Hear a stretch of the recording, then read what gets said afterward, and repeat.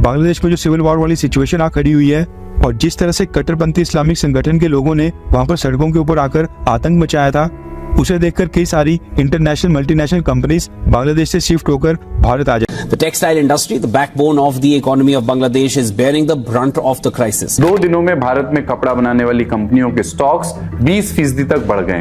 लेकिन ये सब इतनी जल्दी होगा ये किसी भी ने नहीं सोचा था। मीडिया हाउस रॉयटर्स के हवाले से खबर निकल कर आ रही है कि हुला ग्लोबल नाम की एक international fashion and clothing company है जिसकी भारत और बांग्लादेश में कई सारी फैक्ट्रीज हैं। लेकिन याद रखिएगा, जितनी बांग्लादेश के लोगों की डिपेंडेंस इंडिया के ऊपर है, किसी मुल्क के ऊपर नहीं है।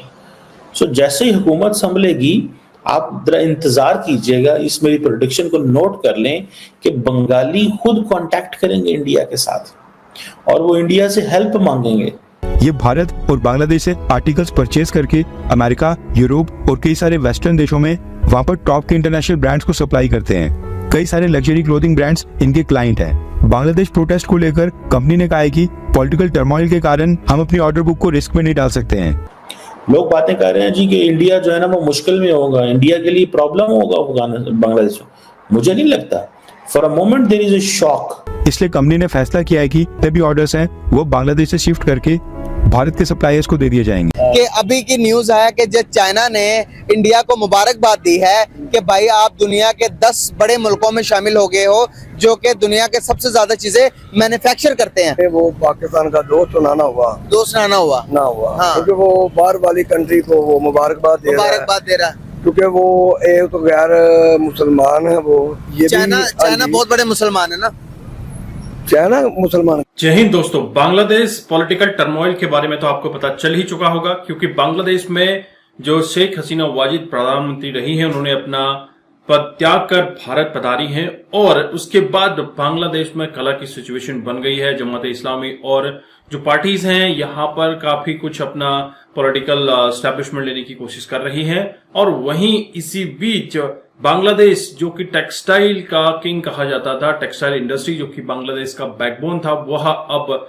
निकलकर भारत आ चुकी है। लगभग 2500 कंपनियां रातों रात अपना सारा बिजनेस समेटकर भारत में अपनी फैक्ट्रीज लगा चुकी हैं। दोस्तों, इसके बारे में आज हम कमर चीमा साहब को सुनने वाले हैं। आप इस वीडियो को एंड तक जरूर देखिएगा। उनका ये बयान कि बांग्लादेश पाकिस्तान बनने जा रहा है, वो समझते हैं कि बांग्लादेश के अंदर अगर मौलवी आ गए, इस्लामी जमातें आ गईं, तो जैसे पाकिस्तान की हालत है कि यहाँ मिलिटेंट ऑर्गेनाइजेशंस हैं, कई जगहों पे टेररिस्ट ऑर्गेनाइजेशंस हैं, कई जगहों पे ऐसा कॉन्स्टिट्यूशन उस वक्त इस्लामिस्ट ने बनाया जिसमें पाकिस्तान जो है वो उसको लार्जली एक चीज़ जगह में फिट कर दिया गया कि उसमें माइनॉरिटीज़ के साथ ज्यादती हो गई है। जैसे कि फॉर एग्जांपल अक्सर कहा जाता है कि पाकिस्तान के अंदर जो ब्लास्फेमी लॉ है उसको 99.99% मिसयूज किया जाता है। उस लॉ को 99.99% मिसयूज किया जाता है। लोग जेलों में डाल दिए जाते हैं, लोग जेलों में रहते हैं और उनसे कोई पूछने वाला नहीं है। और आपको पता है कि अक्सर लोग कहते हैं जी कि पाकिस्तान जो है ना उसके बांग्लादेश के साथ ताल्लुकात बेहतर होंगे। I don't believe in this. उसकी वजह यह है कि वहाँ पे जो लोग मौजूद हैं उनकी 50 साल की एक मेमोरी है पाकिस्तान के मामले में। ना सोसाइटियल कनेक्शन है, ना पॉलिटिकल कनेक्शन है, ना इकोनॉमिक कनेक्शन है और किसी किस्म का कोई कनेक्शन नहीं है। लोग बातें कर रहे हैं जी कि इंडिया जो है ना वो मुश्किल में होगा, इंडिया के लिए प्रॉब्लम होगा बांग्लादेश में। मुझे नहीं लगता। For a moment there is a shock in India. The shock is because they invested heavily on Hasina Wajid. उसके ऊपर बड़ा लंबा चौड़ा उन्होंने इन्वेस्ट किया, ठीक है जी। अब इतना लंबा चौड़ा इन्वेस्ट किया तो जारी बात है, होता तो है ना, आपका जब एक एसेट चला जाए तो वन फील्स कि क्या हुआ है, ये क्यों ऐसे हुआ है।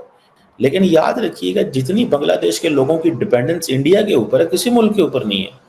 सो जैसे ही हुकूमत संभलेगी, आप जरा इंतजार कीजिएगा, इस मेरी प्रेडिक्शन को नोट कर लें कि बंगाली खुद कांटेक्ट करेंगे इंडिया के साथ और वो इंडिया से हेल्प मांगेंगे इन कमिंग ईयर्स। मैं आपको बड़े पते की बात बता रहा हूँ।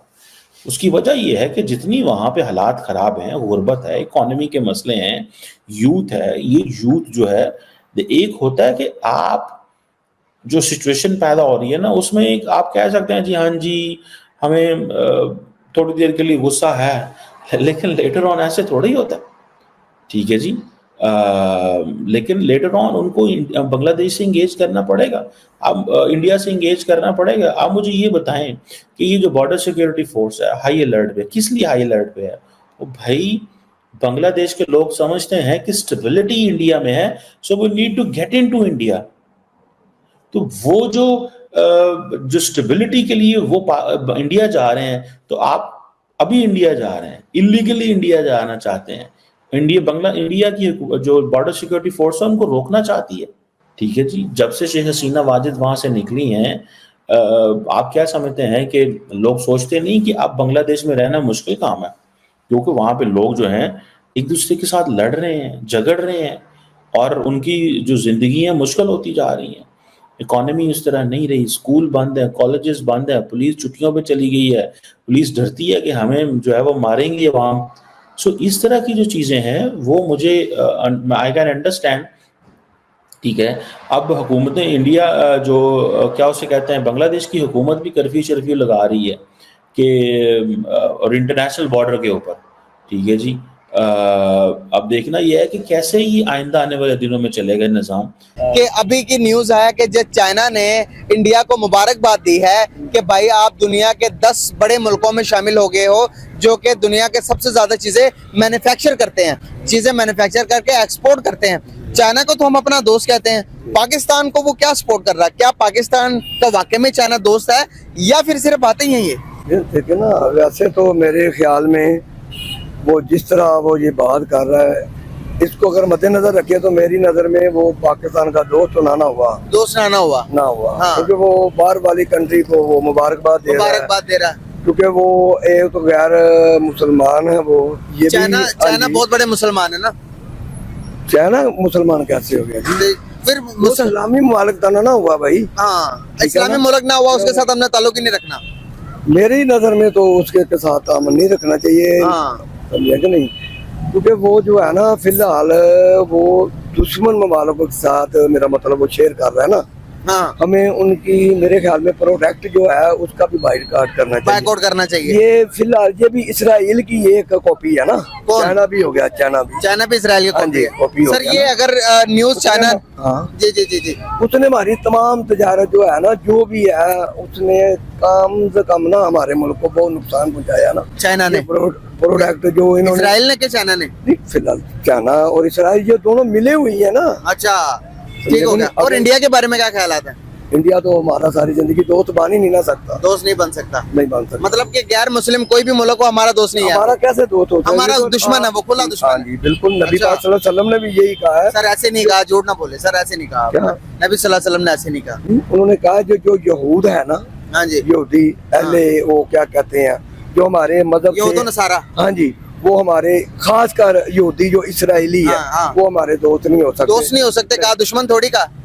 तो दोस्तों, आपने बांग्लादेश की सिचुएशन तो देख ली होगी, किस तरह से पीएम आवास पर चढ़ाई करके इन्होंने सब कुछ लूट लिया। इवन पर्सनल जो क्लोथ थे वो भी लूट कर ले गए। बतख, हिरन, मछली, जो कुछ मिला सब लूट ले गए। ये है पाकिस्तान की डेमोक्रेसी।